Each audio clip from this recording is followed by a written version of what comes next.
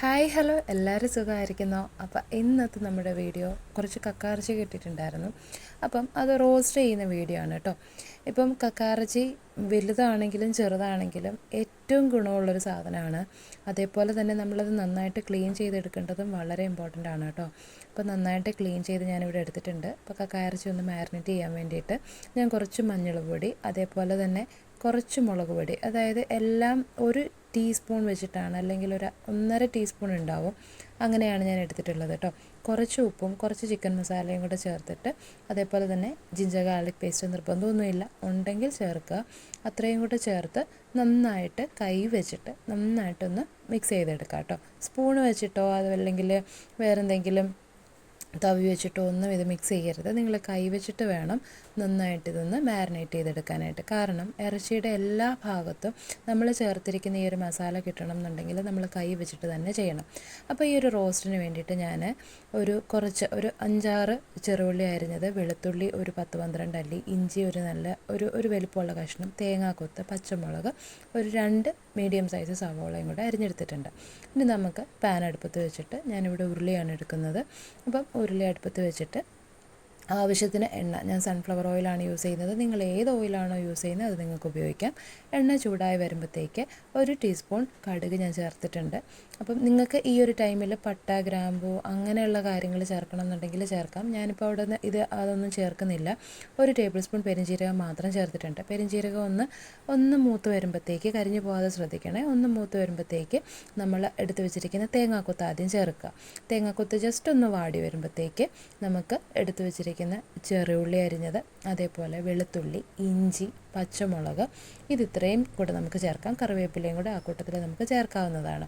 Okay, അപ്പം ഈ ഇഞ്ചിയുടെയും പച്ചമുളകിൻ്റെയും വെളുത്തുള്ളിയുടെയും ചെറുള്ളിയുടെയൊക്കെ ആ ഒരു പച്ച മണം മാറുന്നത് വരെ നമുക്ക് ജസ്റ്റ് ഒന്ന് മിക്സ് ചെയ്ത് കൊടുക്കാം. ഒത്തിരി മൂത്ത് കരിഞ്ഞു പോകുന്നും വേണ്ട, എന്നാലും ഒരു ഗോൾഡൻ കളർ ആവുന്നത് വരെ നമുക്ക് നന്നായിട്ടൊന്ന് തീ കൂട്ടി വെച്ചിട്ട് കുറച്ച് ഉപ്പും കൂടെ ചേർത്ത് നമുക്ക് നന്നായിട്ടൊന്ന് മിക്സ് ചെയ്ത് കൊടുക്കാം കേട്ടോ. ഓക്കെ, അപ്പോൾ ഈ ഉപ്പ് ചേർക്കുന്നത് എന്തിനാണെന്ന് വെച്ചാൽ നമുക്ക് ഉള്ളിയൊക്കെ വേഗം ഒന്ന് വഴന്ന് കിട്ടാൻ വേണ്ടിയിട്ടാണ്. അതേപോലെ ഉപ്പ് ആദ്യം നമ്മൾ മാരിനേറ്റ് ചെയ്യാനായിട്ട് കുറച്ച് ഉപ്പ് ചേർത്തിട്ടുണ്ട്. അപ്പോൾ നിങ്ങൾ ഉപ്പ് ചേർക്കുന്നത് വളരെ ശ്രദ്ധിച്ച് വേണം. അപ്പം വളരെ കുറച്ച് മാത്രം ഉപ്പ് ആദ്യം ചേർക്കുക. ഏറ്റവും ലാസ്റ്റ് നമുക്ക് വേണമെങ്കിൽ പിന്നെ ചേർക്കാമല്ലോ. ഓക്കെ, ഉള്ളിയൊക്കെ ഒന്ന് വഴന്ന് വന്നപ്പോഴത്തേക്ക് നമുക്ക് സവോള അരിഞ്ഞ് വെച്ചിരിക്കുന്നതും കറിവേപ്പിലയും കൂടെ ഞാൻ ഈ കൂട്ടത്തിൽ ചേർത്തിട്ടുണ്ട്. ഇത് നമുക്ക് നന്നായിട്ടൊന്ന് ഇളക്കി യോജിപ്പിച്ചിട്ട് നമുക്ക് ആ ഉള്ളിയൊക്കെ ഒന്ന് നന്നായിട്ട് വഴന്ന് വരണം. കളർ ഇച്ചിരി ഒന്ന് ചേഞ്ച് ആവണം. അതുവരെ നമുക്ക് നന്നായിട്ടൊന്ന് വഴറ്റിയെടുക്കാം. മൂടി വെച്ച് വേവിക്കുകയാണെങ്കിൽ നമുക്ക് നന്നായിട്ട് വെന്ത് കിട്ടും, ഉള്ളി വേഗം സോഫ്റ്റായിട്ട് കിട്ടും. അപ്പോൾ ഇതാ നമ്മുടെ ഉള്ളിയൊക്കെ ഇവിടെ നന്നായിട്ട് വഴന്ന് വന്നിട്ടുണ്ട്. ചെറിയൊരു ഗോൾഡൻ കളർ, ചെറുതായിട്ട് കരിഞ്ഞു പോകുന്നു വേണ്ട, ചെറിയൊരു ഗോൾഡൻ കളർ നമുക്കിവിടെ വന്നിട്ടുണ്ട് കേട്ടോ. അപ്പോൾ നമുക്കിവിടെ ഞാനൊരു വലിയ തക്കാളി അരിഞ്ഞത് ചേർത്തിട്ടുണ്ട്. നിങ്ങളുടെ കയ്യിൽ ചെറിയ തക്കാളി ആണെങ്കിൽ 2 തക്കാളി ചേർക്കാം. 1 കിലോ കക്കയിറച്ചിയാണ് നമുക്കുള്ളത്, അതിന് വേണ്ടുന്ന അളവാണ് കേട്ടോ ഞാൻ പറയുന്നത്. അത്യാവശ്യം വലിയ കക്കയിറച്ചിയായിരുന്നു. ചെറിയ കക്കയിറച്ചി ആണെങ്കിൽ 1 കിലോയ്ക്കും നിങ്ങൾക്ക് ഇങ്ങനെ തന്നെ ചേർത്താൽ മതി കേട്ടോ. അപ്പോൾ തക്കാളിയൊക്കെ ഒന്ന് സോഫ്റ്റായി വരുന്നതിനായിട്ട് നമുക്ക് മൂടി വെച്ച് ഒന്ന് വേവിക്കാം. അതപ്പം തക്കാളിയൊക്കെ ഒന്ന് ഉടഞ്ഞു വന്നിട്ടുണ്ട്.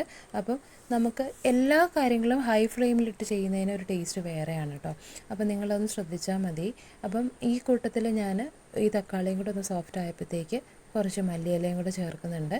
മല്ലിയിലയും കൂടെ ചേർത്ത് ഞാനൊരു 2 അതായത് ഒരു തണ്ടിൻ്റെ മേൽഭാഗം എളുപ്പമുള്ള ഇതളില്ലേ, അങ്ങനത്തെ 2 പുതിനയിലയുടെ തണ്ടും കൂടെ ഞാൻ ചേർത്തിട്ടുണ്ട്. അതില്ലെങ്കിൽ ചേർക്കണം നിർബന്ധമില്ല. അപ്പോൾ ഇതൊന്ന് വാടി വന്നപ്പോഴത്തേക്ക് 1 ടീസ്പൂൺ മഞ്ഞൾപ്പൊടി, 1 ടേബിൾ സ്പൂൺ മല്ലിപ്പൊടി, 1.5 ടേബിൾ സ്പൂൺ ചേർത്തിട്ടുണ്ട്, 1.5 ടേബിൾ സ്പൂൺ മല്ലിപ്പൊടി, അതേപോലെ മുളക് പൊടി 1 ടേബിൾ സ്പൂൺ.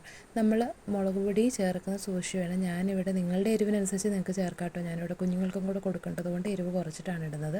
അതേപോലെ ഒരു 2 ടേബിൾ സ്പൂൺ ചിക്കൻ മസാല. ഞാനിങ്ങനെ പാക്കറ്റിൽ ഇടുന്നുണ്ടെങ്കിലും ഏകദേശം നമുക്കിങ്ങനെ കുക്ക് ചെയ്ത് നമുക്ക് അളവറിയാമല്ലോ. ഒരു 2 ടേബിൾ സ്പൂൺ ചിക്കൻ മസാലയും കൂടെ ഞാൻ ചേർത്തിട്ടുണ്ട്. ഈ പൊടികളുടെ പച്ചമണം മാറുന്നത് വരെ നമുക്ക് നന്നായിട്ടൊന്ന് മിക്സ് ചെയ്ത് കൊടുക്കാം. പൊടികളുടെ എല്ലാ പച്ചമണവും മാറി ആ പൊടിയുടെ ആ ഒരു കളറിനൊരു ചേഞ്ച് വരുന്നതിന് വേണ്ടി നമുക്ക് വെയിറ്റ് ചെയ്യാം കേട്ടോ. ഈ ഒരു ടൈമിൽ ഞാനൊരു 1 ടീസ്പൂൺ കുരുമുളക് പൊടി ചേർത്തിട്ടുണ്ട്. അപ്പോൾ കുരുമുളക് നമ്മൾ വീട്ടിൽ ചതച്ച പൊടിയായിരുന്നു, അതുകൊണ്ടാണ് ഞാൻ വളരെ കുറച്ച് ചേർത്തത്. കടയിൽ നിന്ന് മേടിച്ചിരിക്കുന്ന പൊടിയാണെങ്കിൽ കുറച്ചും കൂടെ ഏറെ നിങ്ങൾക്ക് ചേർക്കാം കേട്ടോ. കുരുമുളക് മസ്റ്റാണ്, കാരണം ആ ഒരു ഫ്ലേവർ വന്നെങ്കിലേ റോസ്റ്റിനൊരു ടേസ്റ്റ് ഉണ്ടാവുള്ളൂ. ഓക്കെ, അപ്പോൾ പൊടികളുടെ പച്ചമണം എല്ലാം മാറിക്കഴിഞ്ഞ് കഴിഞ്ഞാൽ നമ്മൾ മാരിനേറ്റ് ചെയ്ത് വെച്ചിരിക്കുന്ന കക്ക ഇറച്ചി ഇതിലേക്ക് ചേർക്കാം. കക്ക ഇറച്ചി നമുക്ക് നന്നായിട്ടൊന്ന് മിക്സ് ചെയ്ത് കൊടുക്കാം. ഈ ഒരു ഗ്രേവി ആയിട്ട് കക്ക ഇറച്ചി കംപ്ലീറ്റ്ലി മിക്സ് ആവുന്നത് വരെ നമുക്ക് നന്നായിട്ടൊന്ന് ഇളക്കി കൊടുക്കാം. ഈ ഇളക്കുന്ന ടൈമിൽ നിങ്ങൾക്ക് ഉപ്പ് വേണമെങ്കിൽ ആ ഒരു ടൈമിൽ നിങ്ങൾക്ക് നോക്കാം. ഇല്ല എന്നുണ്ടെങ്കിൽ ഒന്ന് വെന്ത് വന്ന് കഴിയുമ്പോഴത്തേക്ക് നിങ്ങൾ നോക്കിയാലും മതി. നമ്മൾ വെള്ളമൊക്കെ ചേർത്ത് വേവിക്കാൻ വെക്കുമല്ലോ, ആ ഒരു ടൈമിൽ ഒന്ന് തിളച്ച് വന്നു കഴിയുമ്പോഴത്തേക്ക് നിങ്ങൾക്ക് ഉപ്പ് നോക്കിയിട്ട് ആവശ്യത്തിന് ഉപ്പ് ചേർക്കാവുന്നതാണ് കേട്ടോ. ഓക്കെ, അപ്പം നമ്മുടെ ഗ്രേവി ആയിട്ട് നന്നായിട്ട് ഈ ഒരു കക്ക ഇറച്ചി മിക്സ് ആയിട്ടുണ്ട്. ഈ ഒരു ടൈമിൽ നമുക്ക് വെള്ളം ചേർക്കാം. വെള്ളം തിളപ്പിച്ചാറിയ വെള്ളമാണ് നിങ്ങളുടെ കയ്യിലുള്ളതെന്നുണ്ടെങ്കിൽ അത് ഏറ്റവും നല്ലത്. തിളപ്പിച്ച വെള്ളം എൻ്റെ കയ്യിൽ ഞാൻ എടുക്കാൻ മറന്നുപോയി സത്യത്തിൽ. അതുകൊണ്ട് നമ്മൾ മാരിനേറ്റ് ചെയ്ത് വെച്ച ആ പാത്രത്തിൽ തന്നെ കുറച്ച് വെള്ളം ഒഴിച്ചിട്ട് ഞാൻ ഈ ഒരു പാത്രത്തിലേക്ക്, അതായത് നമ്മുടെ ഇറച്ചിയിലേക്ക് ഒഴിക്കുന്നുണ്ട്. ഓക്കെ, ഇനി ഇത് നമുക്ക് നന്നായിട്ട് ഈ ഒരു ടൈമിൽ ഉപ്പ് നോക്കിയിട്ട് ഉപ്പ് ചേർക്കണമെങ്കിൽ നിങ്ങൾക്ക് ഉപ്പ് ചേർക്കാം. എന്നാലും ലാസ്റ്റ് നിങ്ങൾക്ക് ഉപ്പ് നോക്കിയിട്ട് ആ ഒരു ടൈമിലാണ് ചേർക്കാൻ താല്പര്യം എന്നുണ്ടെങ്കിൽ ആ ഒരു ടൈമിൽ ചേർത്താലും മതി കേട്ടോ. അപ്പോൾ ഞാൻ ആവശ്യത്തിന് ഉപ്പും കൂടെ ചേർത്ത് മൂടി വെച്ച് നന്നായിട്ട് വേവിക്കുന്നുണ്ട്. ഓക്കെ, അപ്പോൾ ഇതാ നമ്മുടെ ഇറച്ചി നന്നായിട്ട് വെന്ത് വന്നിട്ടുണ്ട്. ഇനി ഇത് നമുക്കൊന്ന് ഡ്രൈ ചെയ്തെടുക്കണം. ഈ ഒരു ടൈമിൽ കുരുമുളക് പൊടി വേണമെന്നുണ്ടെങ്കിൽ നിങ്ങൾക്ക് ചേർക്കാം. അപ്പം നമ്മളുടെ വീഡിയോ ഇത്രയേ ഉള്ളൂ. ഇഷ്ടമായാൽ ലൈക്ക് ചെയ്യുക, സബ്സ്ക്രൈബ് ചെയ്യുക. എല്ലാവരും ട്രൈ ചെയ്ത് നോക്കണം.